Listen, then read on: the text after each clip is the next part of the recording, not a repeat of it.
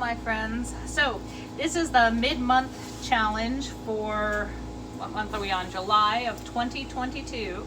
We're doing forest type beads, I guess things that you'd find on a nature walk that Marcy had done up. And mid-month I said that I would go ahead and do a Feather Murrini. Okay, so this is going to be more of a fantastical feather as opposed to a feather that you would truly find, because I'm in a rainbow mood. So what I have for glass for this is I'm going to need some clear, and I only use Zephyr, which is the double helix clear, because I find it is just the best clear, and when you're bothering to make a Murrini, you want it to be clear and not schmutzy. So then I have medium red, Ephitrea medium red, and then an orange, can be any orange you want. Then I've got a yellow that is, I think the base yellow. And let's see, I have sea green, because I find that one works okay with making Murrinis. And I have then, this one's a dark periwinkle as my blue. You could use lapis. I like the medium lapis blue as well sometimes. I just happen to pick the periwinkle, so we're going to go with that. And then I have sim lapis, which is a purple. And then what else you might need is some tungsten tweezers if you get some glass that's stuck in a place you don't want it to be. A brass marver of some sort. I tend to use two different ones. I use my magic wand to push the glass where I want it sometimes, and then this one I use towards the end, and I'll show you when I use this one to cap things. You also might need a pair of the nippers that have a parallel end. So not your disc nippers, but these ones have a nice little parallel ends that you can nip it right off. And you'll need some sort of punty. You can use clear glass as your punty. You can use whatever you like. I like to use, these are Pandora sized mandrels that are easily found online. So I'm going to go ahead and light up my torch. I don't have my, what's it called, my exhaust on so that you guys can hear me. This is going to be just a very basic Murrini. There's, I think even a beginner could make this one. Okay, so what we're going to do is we're going to start with the yellow. Oh, the other thing you need is a pair of parallel mashers. We're going to start with the yellow because it's going to be my center, because we have two colors on one side of the yellow and we have two colors on the other side of the yellow. I have to wait for my propane to fill back up here. There we go. So what I'm doing is I'm just going to get a fairly large gather, like say, what size would I say that is? We're going to go for a large grape, maybe a cherry size. I've been eating a lot of cherries. They're in season right now. So I'm just gathering it up onto the end of my tip of my mandrel. I don't want it to go too far down on my mandrel, so I'm not wrapping it around the mandrel. I'm just having the mandrel holding it at the bottom, or whatever punty you're going to use.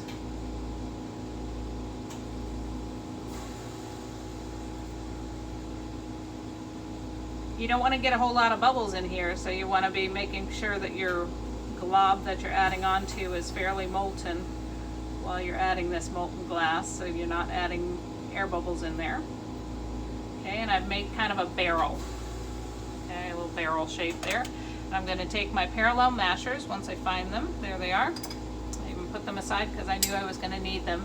These happen to be ones that I got from Karina Tettinger. And I like these because your hands are, it's not like you're not holding them back here or anything. You're nice up close, but they do tend to get hot. So when I'm making Murrini, they do, I do have to sometimes put a sleeve over top of the ends there. So now I'm going to lay it on my parallel mashers and I'm going to smush it. And I want it to be fairly flat. I hope you can see the dimensions of it. Now it's a paddle at this point, it's round. I don't want it to be round, I want it to square it up. So I'm going to go on one side, heat it up, I'm going to go on the other side, heat it up. So it's still, you know, flat. But I'm just trying to make it more of a square shape. And you can, however you can get it into a square. Ish. It doesn't, perfection is not the name of my game.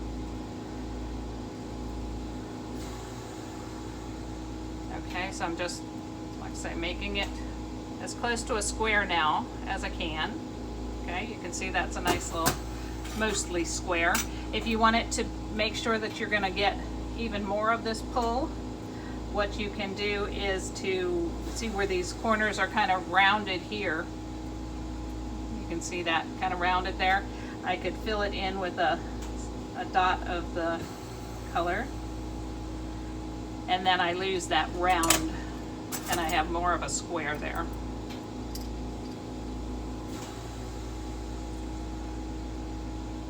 I'm just showing you guys so that you know, if you want perfection, this would be one of the ways that you could go about getting it, is to square that up completely. Alright, so now I have a square paddle. It's fairly thin, it's not super thin.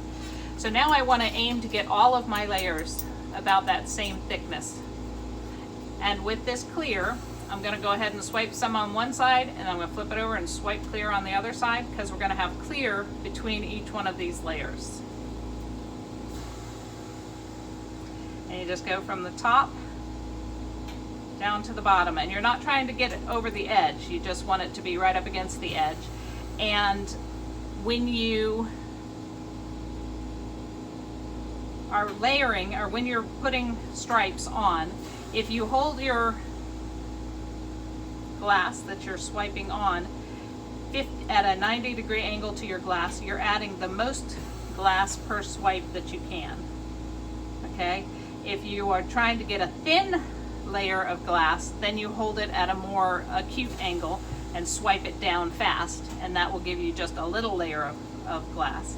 But since I want them to be roughly the same size in between, I'm going to do it at a 90-degree angle to my glass, to my where I'm adding. Okay, and I went all the way across with one layer of clear. Now I'm going to flip it over. I'm not going to worry about the ridges and edges just yet. And I'm going to do the same thing on the other side. Now you can see this is probably about an inch by inch square that I've got going here. If you want it to make enough to share with every friend you have, then you might want to make it bigger to start with. But since I am just making this as a demo, I don't want it to be too huge. Okay, and Murrini are not quick makes. It's not something you're going to sit down and make in a 10-minute time frame. You know, it's not going to happen. All right, so I'm heated up one side of my clear. Now I'm going to come over to the other side and heat that up. If it starts moving around a lot, it's because you've got way too much heat in it. You don't want it to move around. You just want to get that top layer hot enough so that you can shape it and take out any of the ridges. Now, my clear is fine. I'm just going to put one layer of clear between each layer of color. I'm going to end up having to use 2 layers of color to make it the same amount of glass as that yellow stripe. Okay, so with this orange, I'm going to go to one side of it and I'm going to do some orange, and I'm going to swipe it on the same way I did the clear. So this is like I say, a super simple Murrini. It's just striping color on with clear in between.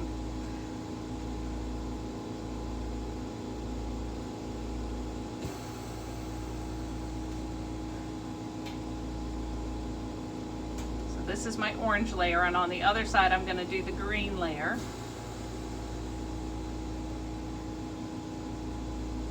I'm not convinced I have quite enough orange to do this whole thing, but if I don't, I'm sure I have more handy. Okay, so that's one layer of the orange.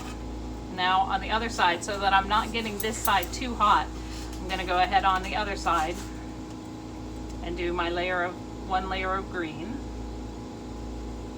And again, just starting at the edge.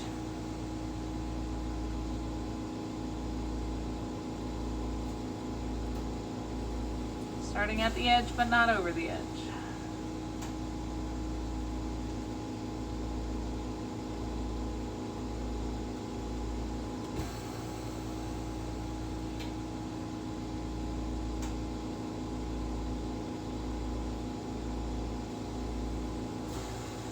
You just take your time doing this. You can't be in a hurry.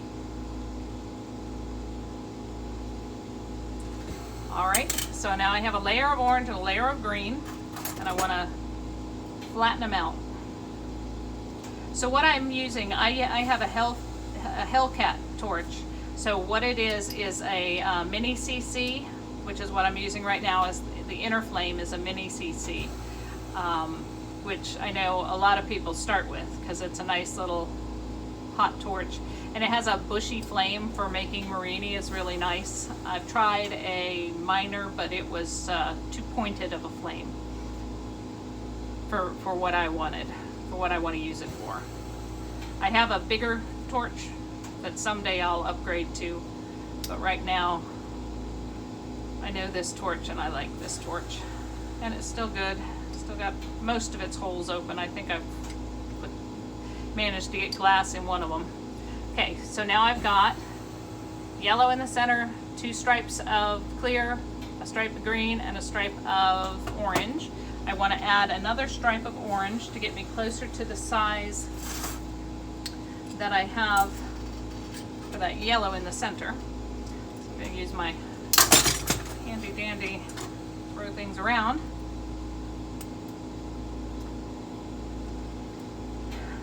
Alright, so again, just starting up at the top edge and putting it on at a 90-degree angle to it, so I get a nice thick layer of glass.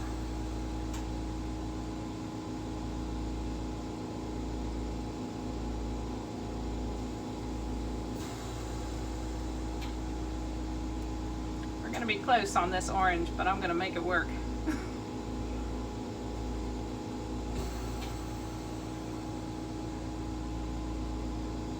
Alrighty. You can see the flame is my my label going up in flames. I like to label my glass nowadays. When I first started, I didn't. So I had a lot of trouble putting them back into my glass storage because I didn't always know what color I had, because there's so many different greens that look close to the same color, or blues that have close to the same color, but they're not quite the same color. So nowadays I label everything, and that way I figure that when I die, my daughter or grandson or husband or whoever has to get rid of my glass will know what everything is. Hopefully I won't die anytime soon. Alright, so now I've done a layer of green on the other side where I had my green, and they're roughly the same size as that yellow stripe according to my eyes, and I just touched my hot. You gotta be careful where you put your hot tools. Like I said, this the only thing I don't like about this smasher is that it does get hot. It needs some sort of rubberization around those aluminum handles.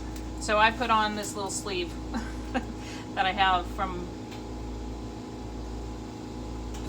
for when I'm making big Murrinis and I'm going to be heating them up for a long time. Keeps the heat away, keeps you from getting sunburned. Okay, so I just heated up that one face. Smash it a little bit. I'm not pressing hard, I'm just flattening it out. And now we're ready to do the green side.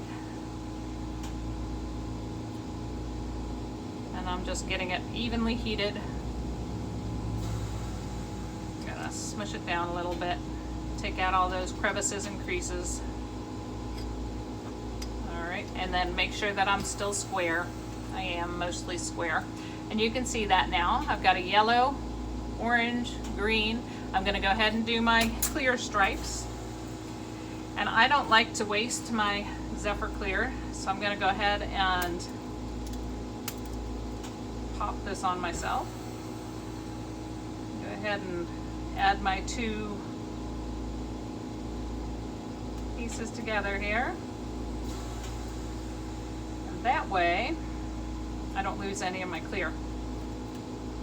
All right, heat this little guy up a little bit. Now I want to speed this up a little bit. Like I say, when you're doing this, take your time. Whatever torch you have is big enough. I don't know that I would do it on a hothead, but any propane oxygen torch that you have is big enough to make a Murrini, as long as you don't go too large when you're making it.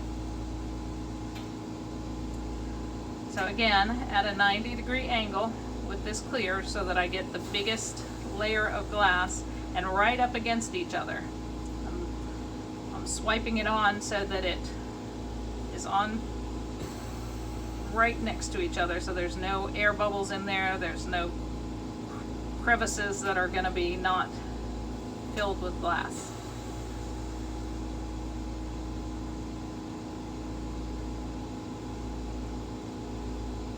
And my camera does have the Didinium glass over top of the camera lens, so hopefully you'll be able to see it a little bit better than if I didn't have that.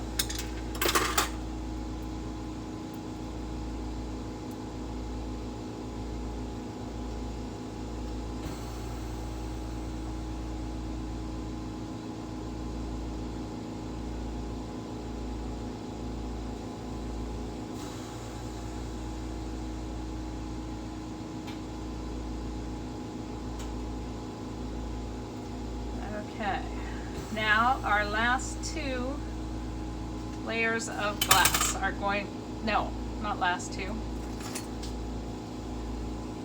I have to do, so I did orange, yellow, green.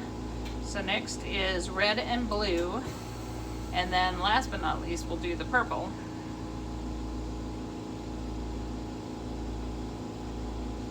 And I might do a white on the red side of this. Black would also probably look cute, because the next video I'm going to do is how you apply this Murrini to a bead. Okay, so next up, red on the orange side and then blue on the green side.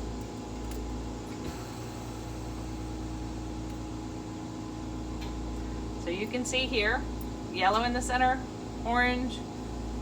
Okay, so let's see. Orange, clear, yellow, clear, green, clear.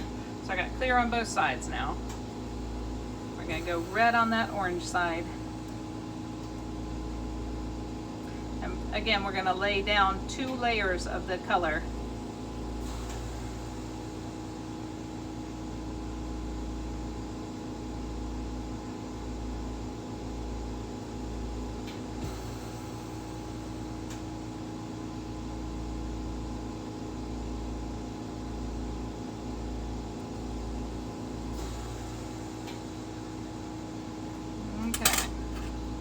That's my first layer of red, and here's my first layer of yellow, blue.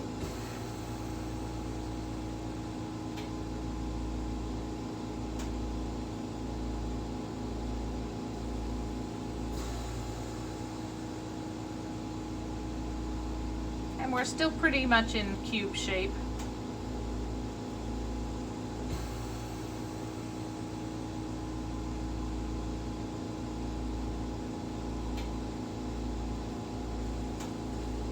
I know some Murrini makers are very, very particular about how they keep their shape. I'm a little more free flow. Alright, so I heated up that blue side to get out any crevices, and now I'm going to heat up this red side. Get out any crevices. I'm using this is a brass, so it will move that glass if I want it to move a little. Alright, so one more layer of red and one more layer of blue.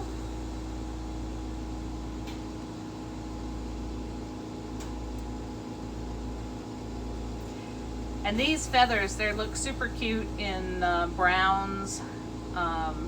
You can do like a blue jay feather. You could have white and blue in there. Do any colors you want. I'm just super into rainbows lately, so rainbow feather is what we're doing. Because I'll actually use these. Alrighty, so now we're going to do our second layer of blue. Oops.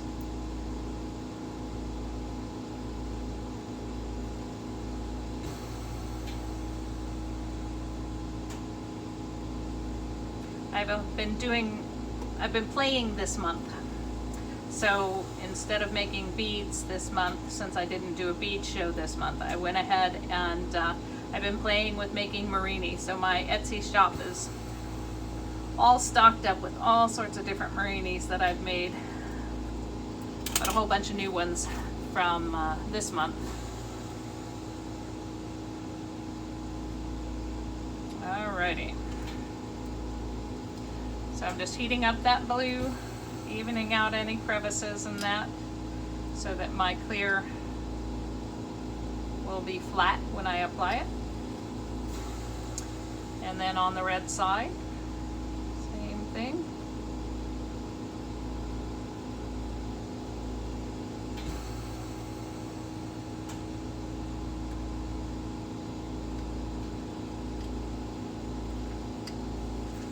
Now this red, I don't know if you can see it overly well since it's dark, but there's kind of a dip right here.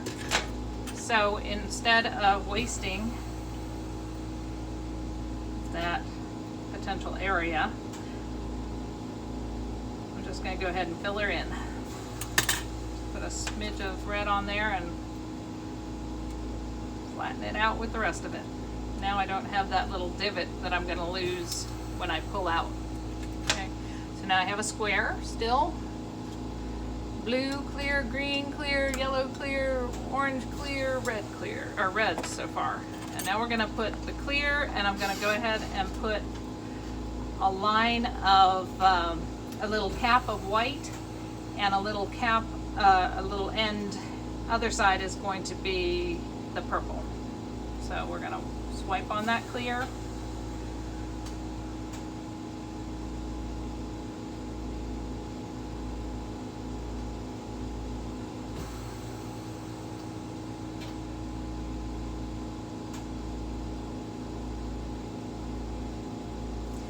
If your Murrini that you're creating pops off of your mandrel, just grab your tweezers and put it back on there. But the reason that it does that is because you're not heating that area enough. And I am guilty of that on a regular basis, that it will pop off and drop onto my usually messy counter. I've cleaned up for you guys. I've pushed everything off to the sides where you can barely see it. It's not really clean, it was just a little tidied as opposed to clean. Alright, so now I've got my clear. I'm going to go ahead and flatten that on both sides.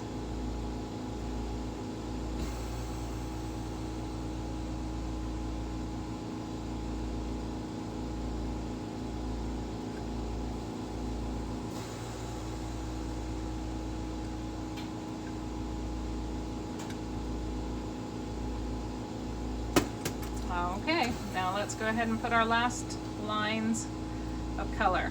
So this is the Sim Lapis, so that's my purple. They don't make it anymore. So I've yet to find another opaque purple that I like nearly as much. So if y'all have any suggestions, feel free to share them. I have an eggplant. It's just not as nice a purple. There are thousands of different shades of purple in transparent.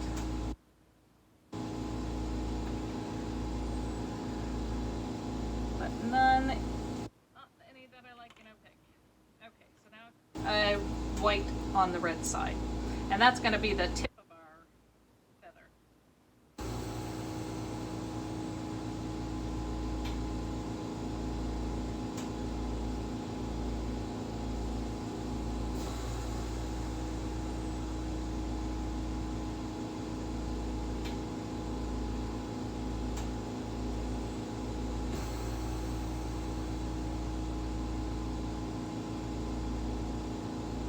Okay, now let's flatten them out a little. Since my white is already hot, let's start with that. Flatten that out. And then on the other side, the purple.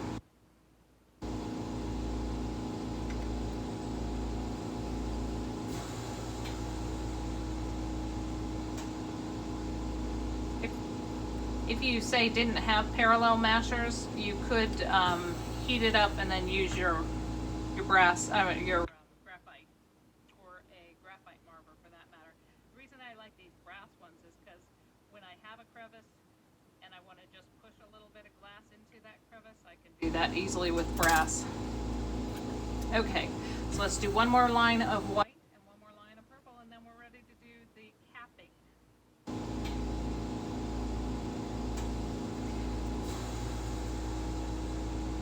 Since you've spent all this time making this beautiful Feather Murrini, you want to keep as much of it for use as possible, right?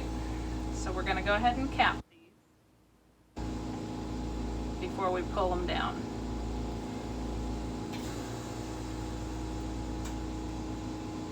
All right, beautiful. And lap this on the other side. It's going to be a cute, fun feather.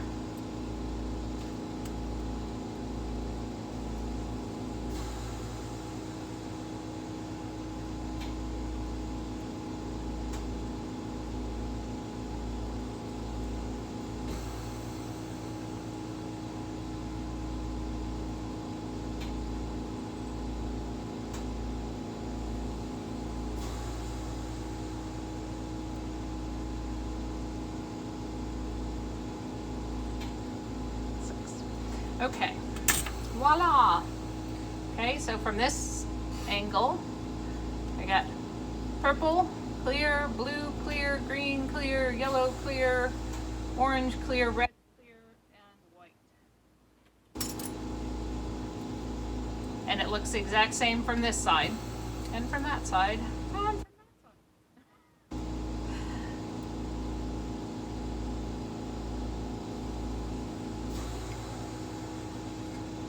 Just flattening that out on both sides so that we're even.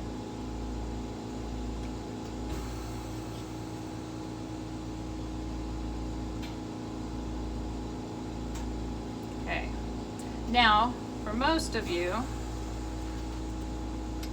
this is the part that is a little scary when you're first learning how to make Murrini. I'm going to go ahead and take a sip of my drink before I get too far into this. I always keep a drink handy because it's thirsty work making Murrini because you're over a hot flame. So now I have a little bucket full of my shorts for when I misbehaved and didn't spend the time to adhere it onto another rod. And I'll use those sometimes. Sometimes I will use crappy white that I've gotten in a buyout from somebody. So instead of wasting my time cleaning all of these rods, and I only use Zephyr, when I'm making my Murrini and my beads, I will use these crappy rods and use them as my capping material because they get very schmutzy, and I don't want schmutz on my hard work.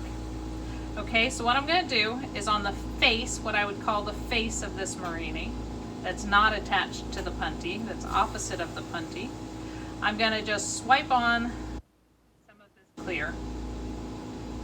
And it's really hodgepodge and doesn't matter if it touches every little bit of it or not. It really is just a matter of getting it on there.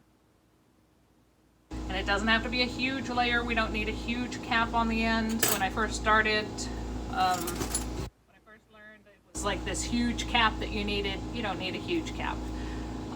You just need some clear on there. So I haven't gone all the way to the edges. That's fine, because what I'm going to do now is I'm going to hold my Murrini up perpendicular with my flame here. And I'm going to use my brass marver, and I'm going to swipe down the sides over top of that clear that I just added. Okay, so I'm heating up one spot on this side until it's molten, and I'm going to swipe it down, and I'm going to go all the way around my Murrini doing that, swiping it down onto that clear, making sure that that color just comes around the corner there and touches that clear. That's why we don't need a whole lot of clear, because we're bringing that color down to touch it. We do need some clear there because that it won't come all the way to the center. So heating it up, waiting till it's molten and gonna move, and then swiping it down. I don't want it so molten that it moves on its own. I want to be the one controlling where it's moving. Okay?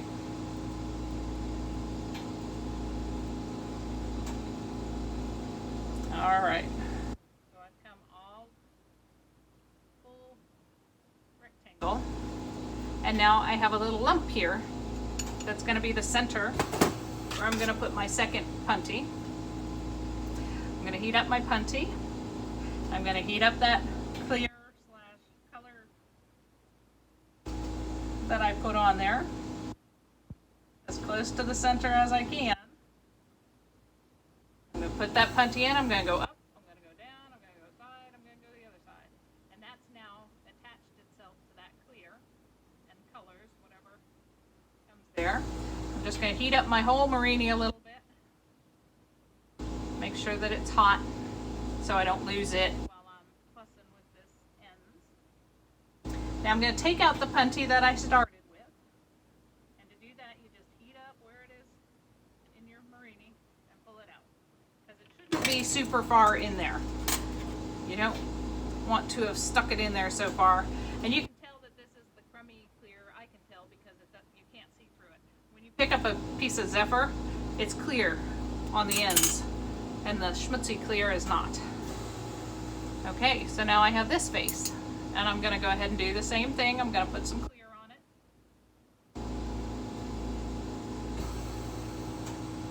I just kind of start in the center and then swipe it around in a circle. Oval, I should say, on this one.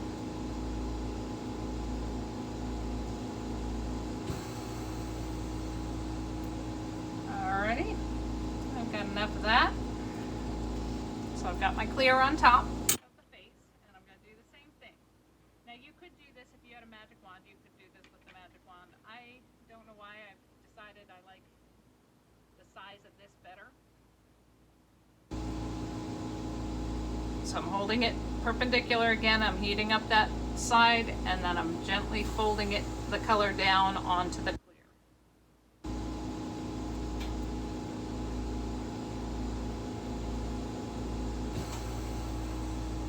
And you want to make sure you get the corner too.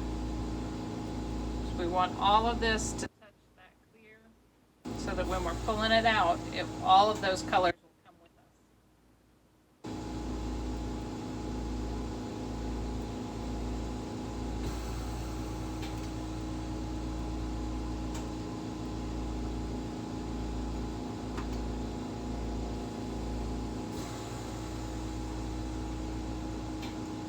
Okay. So what I have now is again that peak here in the center. And the way I've swiped it down, that should come to a peak in the center. So I'm going to heat up that clear. I'm going to heat up my mandrel, marry the two, go up, down, side to side. Now you're ready to heat this up to pull it out. Okay, that's all there is to the Murrini. So since it's a shape, you want to do a number of things. If you just go round and round in circles, you're going to end up making it a circle. If you heat it enough to pull it out, it's going to end up being a circle if you just go round and round and round and round and round. Okay? So in order to keep a shape, I have learned this through years of practice, as opposed to anybody giving me this clue to begin with. Either because they didn't know or they didn't want to share that piece of information, or they forgot to tell us. In order to keep a shape, you want to heat it like I'm doing. I'm just flipping it back and forth to the long sides without heating too much on the ends. And then I'm going to start coming at it from the sides, from what I call the faces of the Murrini. Okay?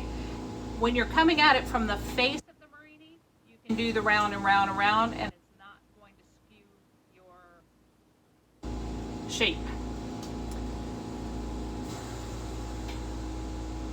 And since we all have learned that you keep glass moving by spinning it round and round and round, coming at it from the face and not skewing your shape is kind of intuitive way to do it. You know, you still get to do your round and round motion, and you still get to keep your shape. You think, well, why would that be so difficult to figure out? Trust me, it was. It was hard to figure that one out. But I did finally. And now I'm much better at shapes. I don't have to do everything as a circle. Okay, now you can see this is getting pretty molten, except on the ends here. So I'm going to go ahead and I'm going to spend a little bit of time on each one of these ends. Now when you're using just the mini CC, or you're using a smaller torch than what I have, which is the double inner and outer flame, it's going to take longer to get to this stage. But it will. You just have to have patience. And this is not a huge Murrini that we're making, so it shouldn't take that long to heat up. But keep coming at it from side to side. Once one side starts moving a little bit, move back to the other side. And then when you're ready to do your pull, you'll know because you'll push in and you pull out, and it's like an accordion. It goes in and it goes back out. Okay? So you do that and you say, okay, I think I'm ready. Everything moved at the same time, which is what we wanted. So you want to reheat because you've now taken it out of the flame for a minute. And you want to make sure that these ends, the white and the purple end, or whatever colors you end up using, get nice and hot. Because those are the ones that tend not to pull when the rest of them pull. Okay, so you want to make sure they're your hottest spots. And now you kind of wiggle, wiggle, wiggle, wiggle, wiggle, and pull. Wiggle and pull, wiggle and pull. And you want to slowly pull. So if it's super duper hot and it's just sagging, you want to stop for a second, pull it out of the flame, stop, and let it cool down. Now, I don't want super huge feathers, so I pull it a little bit thin, but if you pull it too fast, then you get it too small of a Murrini. You don't want teeny tiny Murrinis. And over time, as you do it, you'll have a better idea. But I'm just using both of those punties, and I pull out, and I stop, pull slowly to begin with, and then speed up as it cools down. Now I'm going to go ahead and nip off one end. I'm going to nip it in the middle, and then I'm going to nip it on this end. Now I still have some that I could pull out, these dog bones. If if I weren't yapping, I probably wouldn't have had them. But since I was yapping, I'm going to go ahead and put them in my kiln because I already have my kiln up. And that way I can pull them out later and not waste it.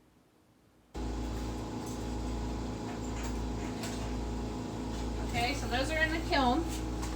And now what we have, I'm going to go ahead and nip a little piece of the feather. I'll pick the big end here so you can see it. Okay. Now keep in mind it's still hot, but you can see all of the colors, I hope.